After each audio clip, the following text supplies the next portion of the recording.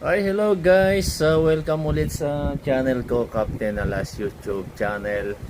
So, bago ko simulan ng ating short tutorial video, maraming salamat po sa mga subscriber natin na wala sawang nanonood ng ating mga tutorial video, no? At sa mga hindi pa po nagsusubscribe, yun, baka naman, kindly subscribe my YouTube channel, Captain Alas YouTube channel. Paki-like and share na rin po, no? At kung gusto nyo matutunan yung mga ganitong video guys, no, so tapusin nyo lang po yung video. Kung meron kayong mga tanong or comment, so sa comment section lang po. So guys, meron ako short tutorial today, no. Ano ba yung ating tutorial? Mostly kasi kung ang mga antena nyo ginagamit ay nakatune sa amateur, no. Pag tumaas kayo ng frequency, of course, tataas yung SWR, no? So, paano ba ang technique para pababa yung SWR? Or kahit nasa amateur kayo, no? Amateur band. Tuturo ko sa inyo kung paano pababa yung SWR. So, wag natin patagalin. Let's go. So guys, ito ang ituturo ko sa inyo, no. So nasa amateur band siya, ayan, no. And then naka high power, no. High power, ISO 2980. So ito po yung antena natin, ayan. Antenna side. Ano to? Diamond X700. Tapos may passcord tayo papunta sa transmit, no, sa radio. So papakita ko sa inyo kung ano is WR nito, no. Okay. Naka high power, no. Ayan. So guys, ayan yung high power niya, oh. Ayan yung kanyang SWR 1.15, ano. O yan. So yan yung kanyang SWR, no. So sa SWR niyang 1.15 na nag-output siya ng 70 watts, no. Ayan, bumababa pa. So ituturo ko sa inyo kung paano pababain yung SWR niya, no.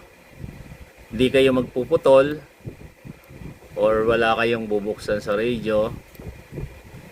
And then, of course, pag bumaba pa yung ano niyan, SWR, yung 70 watts yan is tataas pa. So, paano ba yung malupit na technique dyan, ano? Ayun. So, ang gagawin nyo lang, guys, gagamit kayo ng passcord. Ito. Ito, gagamit tayo ng 1 meter passcord, no? So, tanggalin natin tong coax, no. Yan, medyo yan. So tanggalin natin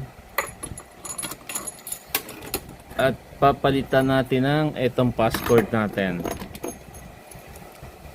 1 meter to guys, no. 1 meter na passcord. Alright. Tapos para maikabit do sa antena natin, gagamit tayo ng straight connector. Ito, straight connector.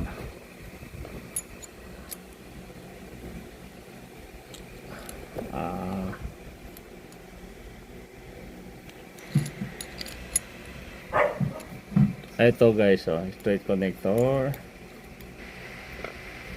Okay, so ayan, 1 meter straight connector.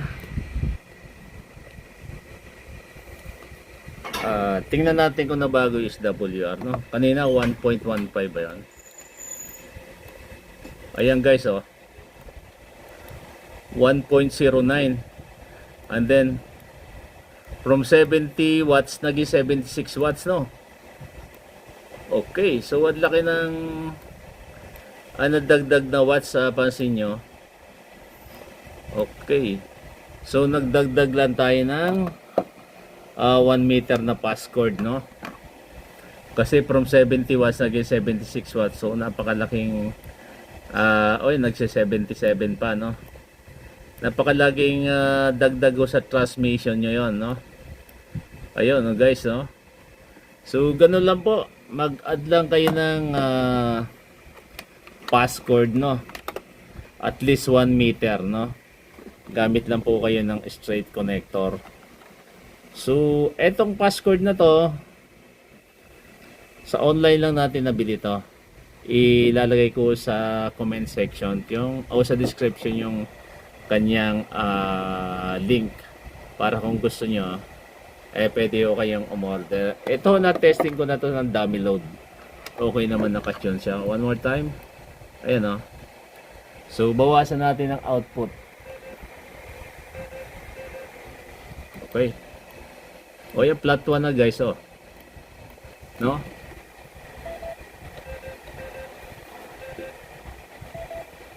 Ayan.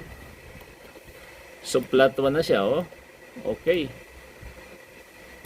Maganda na siya, So ang low power ko is 5.8 watts. Low power 2. So flat 1 pa rin, 10.8 watts. Low power 3. Ayan, 34 watts, almost flat 1 pa rin. High power. Ayan. 76 watts. Okay, so hindi natin sinagad ang wattage ito. So yun lang guys, no? Yun lang, at sana may natutunan kayo kung paano pababayin ng SWR power meter. So thank you for watching my short tutorial video. Have a nice day.